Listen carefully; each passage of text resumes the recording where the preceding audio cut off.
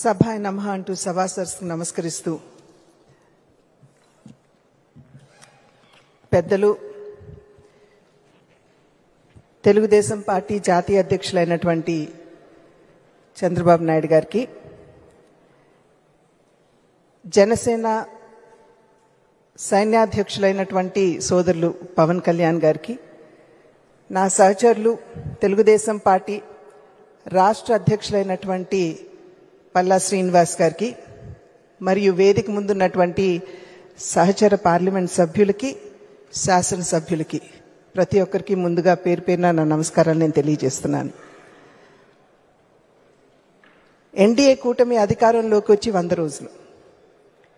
ఇందాక సోదరులు పల్లా శ్రీనివాస్ గారు వివరంగా ఈ 100 రోజుల్లో ఏదైతే ప్రజలకి ఎన్నికల సందర్భంలో వాగ్దానం చేశాము కూటమిగా, వాటన్నిటినీ నెరవేర్చినటువంటి సందర్భంలో లేదా చాలా వరకు నెరవేర్చే ప్రయత్నం చేస్తున్నటువంటి సందర్భంలో మనం సాధించినటువంటి పనులు, మనం చేసినటువంటి పనులు విస్తృతంగా మనం ప్రజల్లోకి వెళ్ళి తెలియజేయాలి అని చెప్పి వారు మనకి వివరంగా విషయాలన్నీ కూడా చెప్పడం జరిగింది. అద్భుతమైనటువంటి విజయాన్ని ప్రజలు మనకు అందించారు. 93% స్ట్రైక్ రేటు, 57% ఓటు శాతం. ఇది నిజంగా ప్రజలు మనని అనూహ్యంగా ఆశీర్వదించాలి అని చెప్పి గుర్తించవలసినటువంటి అవసరం చాలా ఉంది. ఈ ఫలితం ఏదైతే మనం ఈ ఎన్నికల్లో చూసామో, ఇది కేవలం జయాపజయాలతో ముడిపడినటువంటి అంశం కాదు. ఇది ప్రజల యొక్క ఆకాంక్ష, అపేక్షలు. ఈ యొక్క విజయంలో మిళితమై ఉన్నటువంటి విషయాన్ని ముందు మనమందరం కూడా గమనించవలసినటువంటి అవసరం ఉన్నది అని చెప్పి నేను గట్టిగా విశ్వసిస్తున్నటువంటి మాట. గడిచిన 5 సంవత్సరాల కాలం ప్రజలు, అదేవిధంగా ఆంధ్ర రాష్ట్రం ఏదైతే ఇబ్బందులు ఎదుర్కొందో, ఇక్కడ ప్రజలు ఎదుర్కొన్నారు. అభివృద్ధి అన్న మాటకి అర్థం లేకుండా పోవడం, పెట్టుబడులు రాష్ట్రంలోకి రాకపోవడం, పర్యవసానంగా మన బిడ్డలకి ఉపాధి అవకాశాలు లేకపోవడం, ఒక రకమైనటువంటి విధ్వంస వాతావరణం రాష్ట్రంలో ప్రబలి ఉండటం, అదేవిధంగా విద్వేషపూరితమైనటువంటి వాతావరణం కూడా మనం చూసాం. వాక్ స్వాతంత్రం ఎవరికీ లేదు. ఎవరైనా సరే గళం విప్పారంటే ఎస్సీ ఎస్టీ అట్రాసిటీ యాక్ట్ కావచ్చు, లేదా వారిని పిచ్చివారుగా ముద్ర వేసి ఏదో ఒక రకంగా అణిచివేత ధోరణి అవలంబించడం కావచ్చు, అదేవిధంగా మహిళలపై పెరిగిపోయినటువంటి అత్యాచారాలు, నాణ్యత లేనటువంటి మద్యాన్ని ప్రజల చేత తాగించి మహిళల పుస్తెలు తెగిపోయే విధంగా వారి యొక్క ప్రవర్తన, అన్నింటికీ మించి అవినీతి పేట్రేగిపోవడం మాత్రమే కాకుండా రాష్ట్రాన్ని ఆర్థిక ఇబ్బందుల్లోకి నెట్టివేసినటువంటి పరిస్థితి.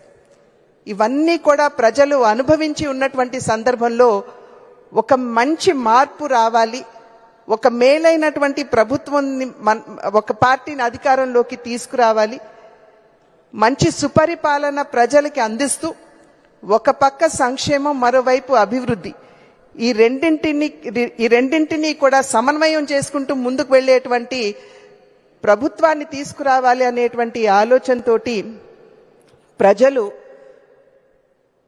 ఈ ఎన్డీఏ కూటమిని ఆశీర్వదించినటువంటి విషయం మనందరికీ తెలుసు.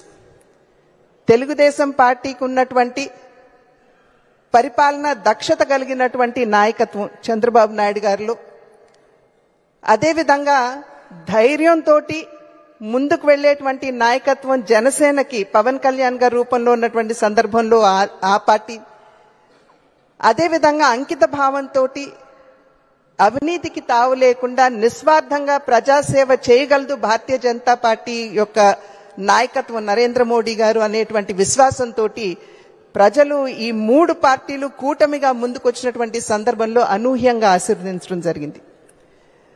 కనుక ఇవాళ మన యొక్క బాధ్యత ఏదైతే ఇంతకు ముందు గత ప్రభుత్వం ఉన్నదో, రాష్ట్రాన్ని ఇబ్బంది పెట్టినటువంటి తీరు, ప్రజల్ని ఇబ్బంది పెట్టినటువంటి తీరు ఒక ప్రజలకి గుర్తు చేస్తూనే రెండవ పక్కన మనం ప్రజలకి ఏం చేస్తున్నాము అనేటువంటి విషయాన్ని సమర్థవంతంగా మనం తీసుకువెళ్ళినప్పుడే ప్రజలు మనని ఆశీర్వదిస్తారు అని చెప్పి మనం గమనించవలసినటువంటి విషయంగా భావిస్తున్నాను.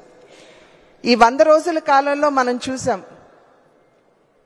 ఇంతవరకు కూడా ఆర్థిక వ్యవస్థని ఏ విధంగా గాడిలో పెట్టాలి అనేటువంటి విషయం మీద చంద్రబాబు నాయుడు గారు దృష్టి సారించినటువంటి విషయం. భారతీయ జనతా పార్టీ తరఫు నుండి సత్య గారు ఆరోగ్య శాఖ మంత్రిగా ఉన్నటువంటి సందర్భంలో వారు నవ్వుతూ మా పార్టీ మీటింగ్లో చెప్పినటువంటి మాట, మా ఆఫీసర్స్ పేపర్స్ పట్టుకుని వస్తే నా దగ్గరికి పలానా చోట్ల డబ్బులున్నాయండి, ఇవి మనం కట్టొచ్చు అని చెప్తారేమో అని చెప్పి నేను అనేక సందర్భాల్లో నమ్ముతాను. కానీ వారు నా ముందుకొచ్చి కూర్చున్న వెంటనే ఇక్కడ మనం అవుట్ స్టాండింగ్ ఉన్నాం, అక్కడ మనం అప్పులు చేశామని చెప్పి చెప్పడం తప్పించి ఎక్కడా కూడా మనం ఆర్థికంగా పరిపుష్టిగా ఉన్నాం అనేటువంటి విషయం ఎవరి దగ్గర నుండి కూడా మాకు వినపడటం లేదు అనేటువంటి విషయాన్ని వారు అనేక సందర్భాల్లో చెప్పారు. ఇవాళ కూడా మనం చూసాం, ముఖ్యమంత్రి గారు స్వయంగా చెప్పినటువంటి విషయం, ఏ విధంగా డిజాస్టర్కి అని చెప్పి కేంద్రం ఇచ్చినటువంటి నిధులు ఉన్నాయో వాటిని సైతం కూడా దారి మళ్లించినటువంటి పరిస్థితి ఇంతకుముందు రాష్ట్రంలో ఉన్నటువంటి విషయం ఇవాళ కూడా మనం మీడియాలో చూసాం. అయితే ఇవాళ పరిపాలనా దక్షత కలిగినటువంటి నాయకత్వం ఎన్డీఏ కూటమికి ఉంది. తప్పకుండా రాష్ట్రాన్ని గాడిలో పెట్టగలదు అనేటువంటి విశ్వాసం ప్రజల్లో ఉంది. అదేవిధంగా కేంద్రం కూడా ఇవాళ అన్ని విధాల రాష్ట్రాన్ని సహకరించడానికి ముందుకొస్తున్నారు. పోలవరానికి సంబంధించి 12,500 కోట్లు ఇచ్చిన, అదేవిధంగా అమరావతి నిర్మాణానికి కట్టుబడి 15,000 కోట్లు ఇప్పించడానికి ముందుకు వచ్చిన, రైల్వే జోన్ విషయం కావచ్చు, అదేవిధంగా విశాఖ స్టీల్ ప్లాంట్ కావచ్చు, ఈ విషయాలన్నింటి మీద కూడా దృష్టి పెడుతూ ఏదైతే రాష్ట్ర నాయకత్వం అపేక్షిస్తుందో దానికి అనుగుణంగా సంపూర్ణమైనటువంటి సహకారాన్ని అందించడానికి కేంద్ర ప్రభుత్వం కూడా సన్నద్ధంగా ఉన్నది.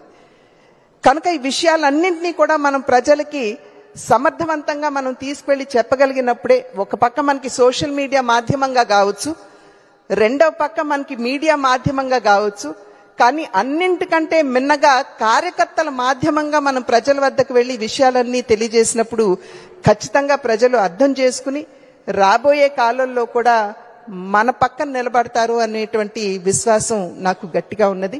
కనుక ఆ సందర్భంలో ఈ 100 రోజులు మనం అధికారంలోకి వచ్చినటువంటి నేపథ్యంలో ఇటువంటి కార్యక్రమాన్ని నిర్వహించుకుని ప్రతి ఒక్క విషయాన్ని చర్చించుకుంటూ ఏ విధంగా ప్రజల వద్దకు వెళ్ళాలి అనేటువంటి అంశాన్ని ఒకసారి సమీక్షించుకుంటూ ముందుకు వెళ్ళటం అనేది ఇది స్వాగతించదగ్గ విషయంగా భావిస్తూ, ఇది ప్రారంభం మాత్రమే.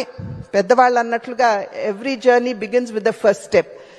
ప్రతి ప్రయాణం మొదటి అడుగుతో ప్రారంభం అవుతుందని చెప్పి ఏదైతే పెద్దలు చెప్తారో ఇది ప్రారంభం మాత్రమే.